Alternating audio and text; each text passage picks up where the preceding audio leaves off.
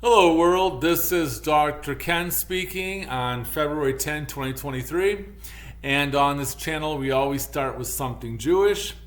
I happen to have a black olive and a tomato that I found in the refrigerator. Now, I really want to introduce you to the Mazoinais bracha that we use on other grains like Doritos and Pop-Tarts and whatnot. In other words, there is a special bracha just for bread and bread meals. And I'm already giving the Hadama and the Ha'etz brachas, but we'll do them again. The problem is that I have to lose a certain amount of weight to get my right knee replaced, and that's going slower than I thought. So I am not keeping any snacks in my house. And Mazoinais, the Mazoinais bracha is a category of food, other grains that, Sun Chips, Doritos, all those sort of things that one doesn't keep in the house if one is attempting to drop 20 pounds. Okay, so we'll go over these. So this is an olive. It comes from a tree. And again, the formula is this. We start with, "Blessed are you, Lord our God, King of the universe." And then the end of it would be, who has, in this case, who has created the fruit of the tree. And because my background is Hasidic, we sing everything. We don't say it, we sing it. That's what Hasidim do. Baruch atah Adonai Eloheinu melech haolam borei pri ha'etz.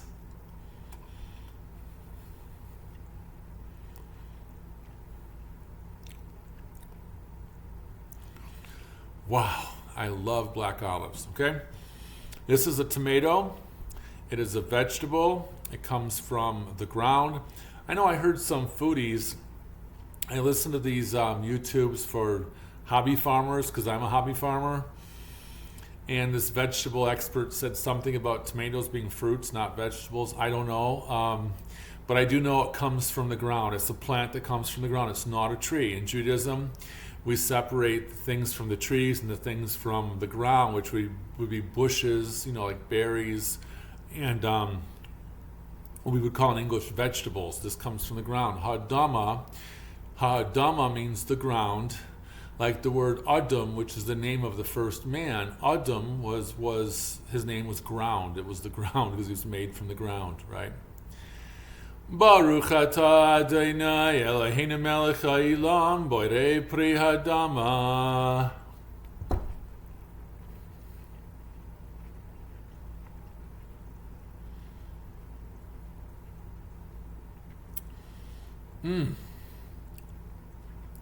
That cherry tomato was delicious.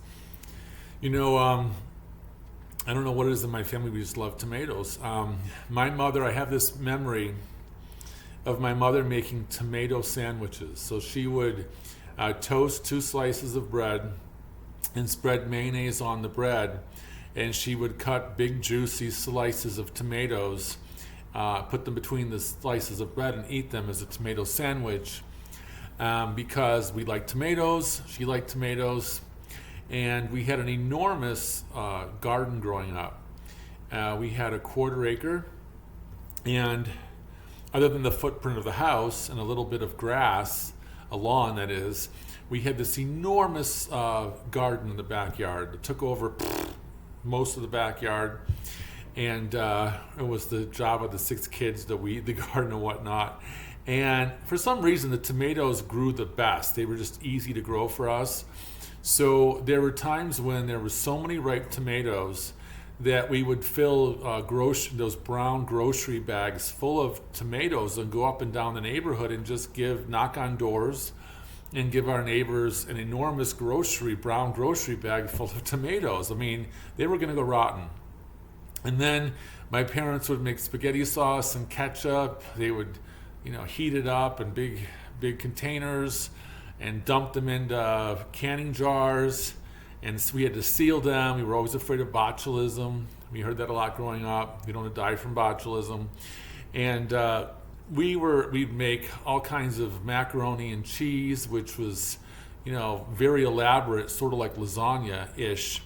Layer upon layer of noodles with all kinds of tomatoes in it. Since, like I said, tomatoes seem to grow really well for our family, and we were drowning in tomatoes. We were just always eating tomatoes and preparing tomatoes. But I digress. The lighting in my videos this is horrible. I'm standing here in a shadow, but I will have a studio when my house is built, and one of my bedrooms will be a studio, and I'll have all the proper lighting in a proper podcast studio. So anyway, today we had a snow day at the high school where I work, and this was the third snow day this week. This is awesome. And so I packed up, I put on my boots and my various winter accoutrements, and I went north, as I am inclined to do, to go up north. Oddly, I live up north. Anything above Midland and Mount Pleasant is considered up north in Michigan, but where I'm living now, people just say I'm going up north. It means we're going north. I met some people at a coffee house once in Sheboygan, which is way at the top of the. So Sheboygan is like right here. Here's the Mackinac Bridge. Here's the Upper Peninsula. Here's Sheboygan, very at the top of the mitt, the tip of the mitt they call it. And they were saying, "Oh, they're going to go up north." They meant the UP. So up north is always north, just north of where you're at. And my vehicle always finds its way back to the Mackinac Bridge, which we call alternatively the Mighty Mac or the Big Mac, affectionately. And I joked that the two most holy places in the world, the first, the Axis Mundi, is Jerusalem, of course. And number two is the Mackinac Straits, he says with a laugh. It's just a playful comment. But I do think that I've never been to Jerusalem yet. I've never had that schus to do that. It's on my bucket list, but I have been to the Mackinac Bridge many, many times now. And I've had the schus, I'm using the word schus. Schus means honor. I've had the schus to see the Mackinac Bridge now in the beautiful, hot, bright sun, and the pouring rain. And the bridge is gorgeous in the rain.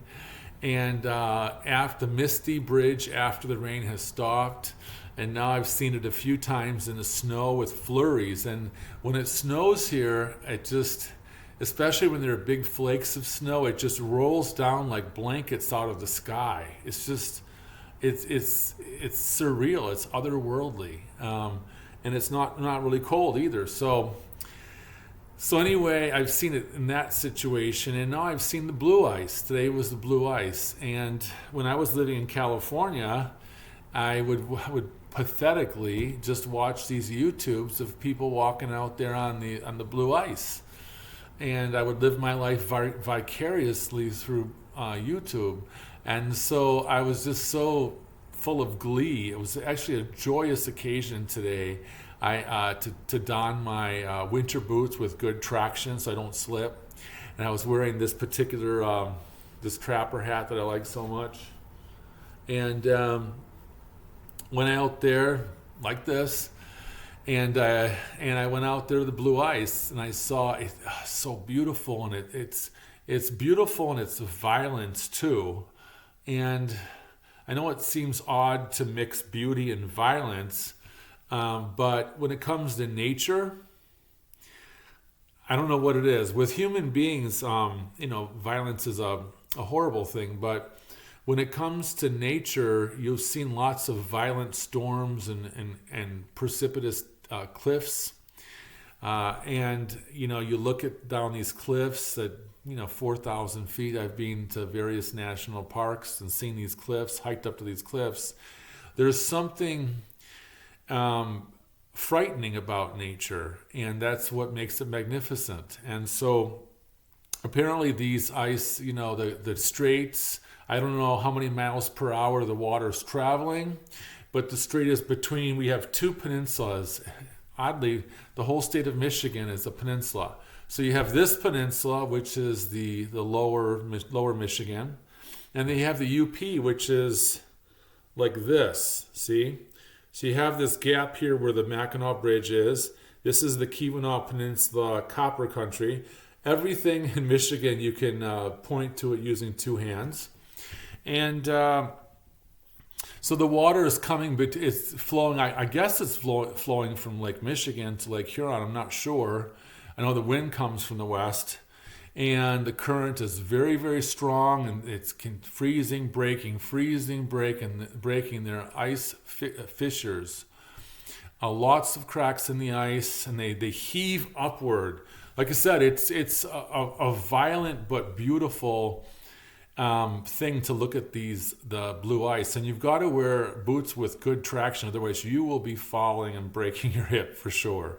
But I went out there, and I think I went about 200 feet out, and I didn't want to. There were open places in the straits where the open waters. You can see it's just. I don't know if it ever totally freezes over. We shall see, because I go up there twice a month, and the Golden Gate Bridge in San Francisco is beautiful. I lived about an hour and a half south of San Francisco when I lived in California. And it is a magnificent bridge. But I did watch a number of videos by engineers talking about bridge building. And it turns out that the Mackinac Bridge is a much stronger bridge than the Golden Gate Bridge. Why? Because both bridges have currents underneath them that put pressure on the foundational structure of the bridge itself. But in the case, there's really no ice on the San Francisco Bay.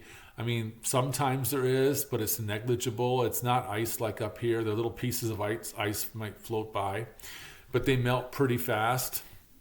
I mean, I've been up to San Francisco in the winter many, many times in February, and I never saw any ice on that water. So, but the reason why the Mackinac Bridge was built more sturdy is because the crashing and the heaving of the ice pushing against those foundational, there's a word for it. I don't know what the word is. I think it's doohickey, something like that. But anyway, and it's pushing against that bridge. And, it wasn't really cold. It was 26 degrees. And 26 degrees for us here in the winter in Michigan is just... I go out and talk to my neighbors at 26 degrees wearing this. I'm wearing sweatpants right now and a t-shirt, this t-shirt you're looking at. We have conversations outside. There are not me. I wouldn't wear shorts out in 26 degrees. But I work at a high school. I'm a teacher. And there are a lot of young men and women wearing shorts in the hallways. And I thought it was just sort of an inside thing. But I've seen them pull up in the snow at the Shell station and fill up their cars wearing shorts. Again, I wouldn't wear shorts in 26 degrees, but they're wearing no hat. They're wearing like gym shorts, tennis shoes, and a pullover shirt. So we're used to the 26 degrees. It's absolutely comfortable for us. But I'm walking out and now I'm talking about Mackinac City. So I'm walking out from the beach. At 26 degrees, it's just a normal winter day. And I'm wearing this, everything's exposed. I don't have my neck gaiter on. I don't have my expensive gloves that I bought, high-tech winter gloves. I don't have any of that. It's in the truck. It's only 26 degrees. If it were 5 degrees or 4 degrees below, I would have been bundled up. But it was 26 degrees. I left, an hour and a half south of there at 26 degrees, and it was still 26 degrees at Mackinac City. So I'm out there, comfortable. Then I get just beyond the building where the Mackinac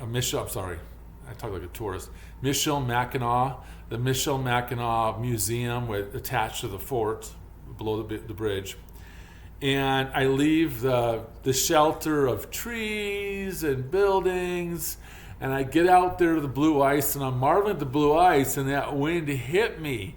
I mean, I've never been to Alaska, but it felt like Alaska, okay? What I imagine Alaska must feel like. So I was cold down to the bones, right? And what it is, and I was texting some friends too while I was doing this because one of them actually lived up in the UP for a while. And turns out that wind, it was coming from the west, and it was flying over the ice with nothing to stop it. Just shh. It's coming off of Lake Michigan. And it wasn't the kind of wind that would knock you over. It was not the kind of wind that's so forceful that you're grabbing onto something like that. But it was a forceful wind, and it was a cold wind. And I remember I immediately took these down, so it protect my ears, and I was doing this. And I put my hands in my pockets because my expensive gloves were back in my truck. And I have a very expensive, nice neck gaiter I can pull up. And all the warm gear now is high tech. It's just amazing. But of course it was in my truck, so I had nothing to cover my face with. And I'm doing this and got to spend a little bit of time out here on the blue ice, eh? And I just walked out. What did I say? About 100 feet or so. And then, I did this, walked back, and then I got back where the normal stuff of civilization is: buildings, trees, the museum, and I didn't feel the wind at all. Because the wind, it's a heavily treed area, forested area, like much of Michigan is, and once you get off the water, if you're on the bridge, driving atop the bridge, looking down, you can see trees as far as the eye can. Those trees stop the wind, right? And then I drove across, of course, paid the $4, and at the toll gate, and they're all really happy. Hey, have a good day, And so I pulled over to the rest area. That wasn't a good place to take a picture. So I went around, the back roads to get to a different park. From the St. Ignace side, and took some pictures, but it doesn't look as glorious from the St. Ignace side because it's too far from the bridge. The best place to take the pictures are at Mackinac City. And then I went over. I'd already eaten in Mackinac City. I ate whitefish and rice pilaf for lunch, so I was not hungry for a pasty. I probably should have foregone the whitefish and just had a pasty, but I wasn't thinking, I was hungry. And I went over to St. Ignace. It's like 2 miles from the bridge, and I own property there. And I went up there, pulled in with my 4-wheel drive. The snow was quite high, no problem. But I saw all these tracks from side-by-sides and snowmobiles. I don't really care. I don't have it posted private property. It's 3 acres. It's 3 acres up against 22 acres that the Indian tribe owns.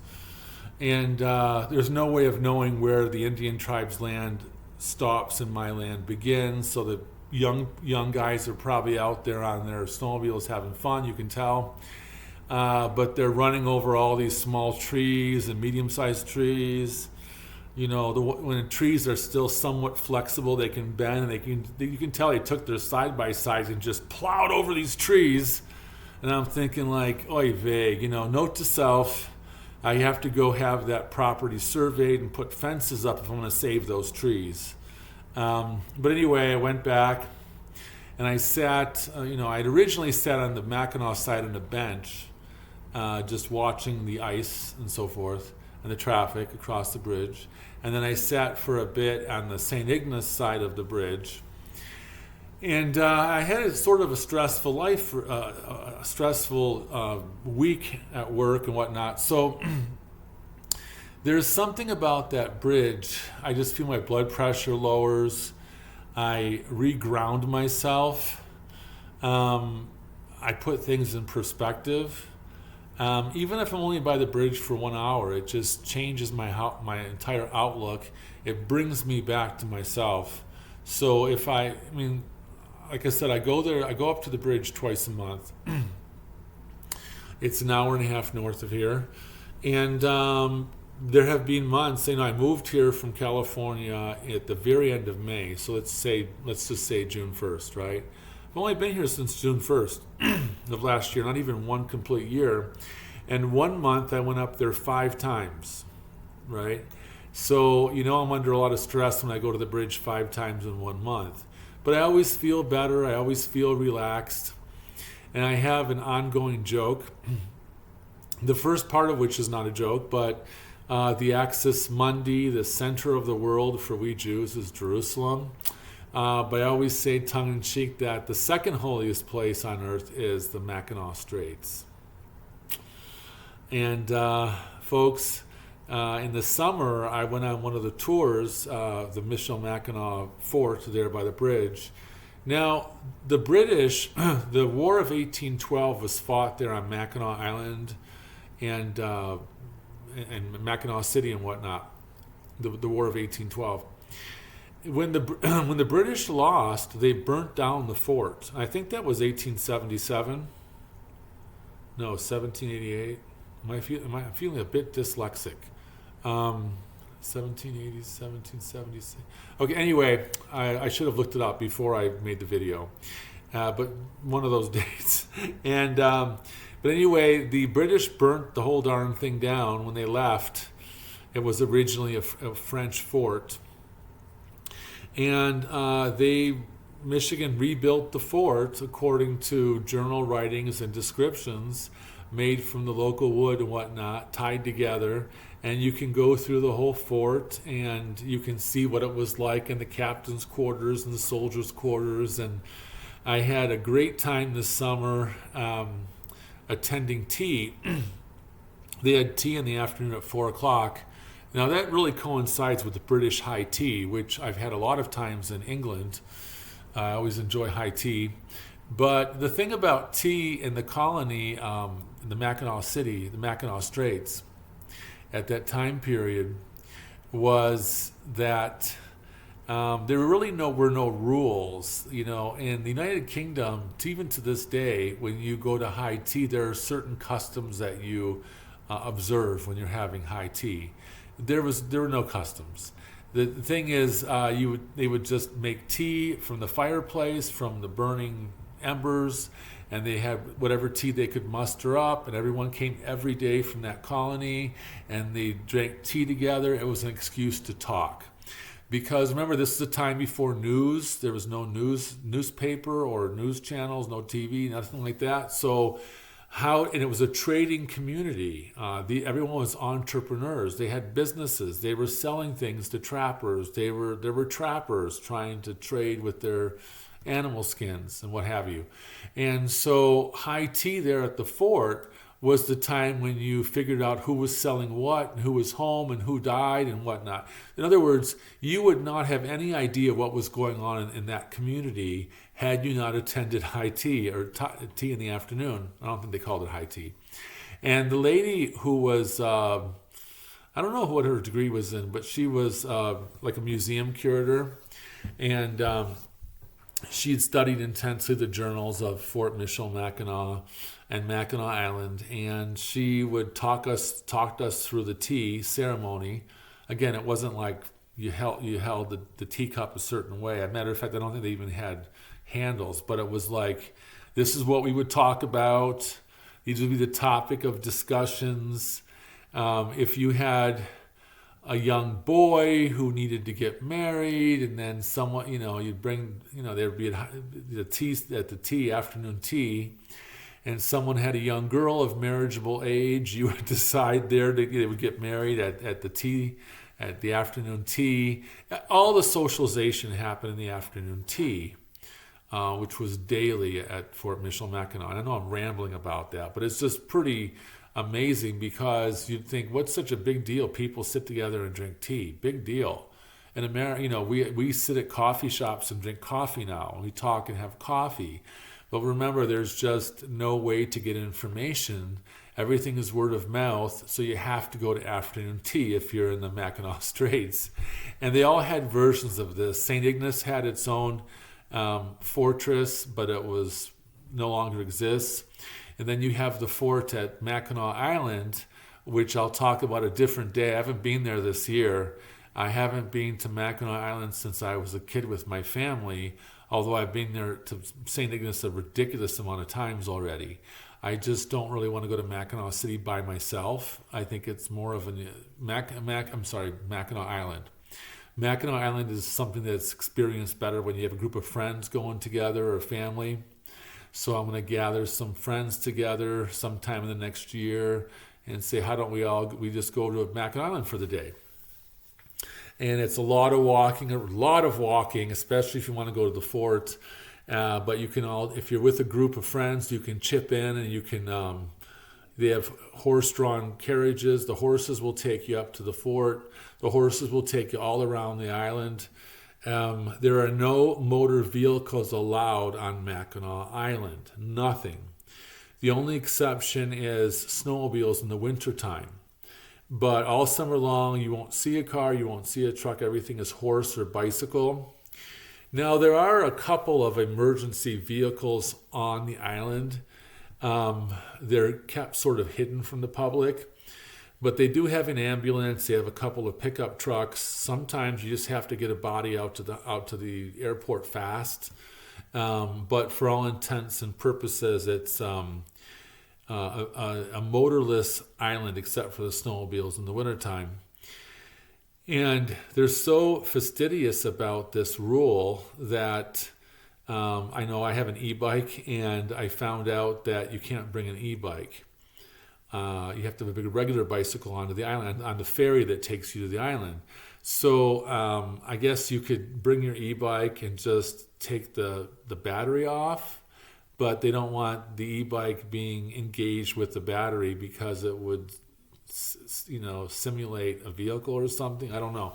But what they're trying to do is they're trying to preserve the 1700s. Let me think here again. I need to review my notes. 1800s. They're trying to preserve the 1800s on the island. The architecture has to look a certain way, and a lot of people in the summertime are dressed in costume of that time period, especially vendors and whatnot. Not the tourists, of course. So now I'm rambling, but there's something very magical about the Mackinac Straits. Every aspect of it's magical, and I would encourage everyone who's in Michigan or the Midwest to make your way to the Mackinac Straits. And with that, I bid you farewell, ciao.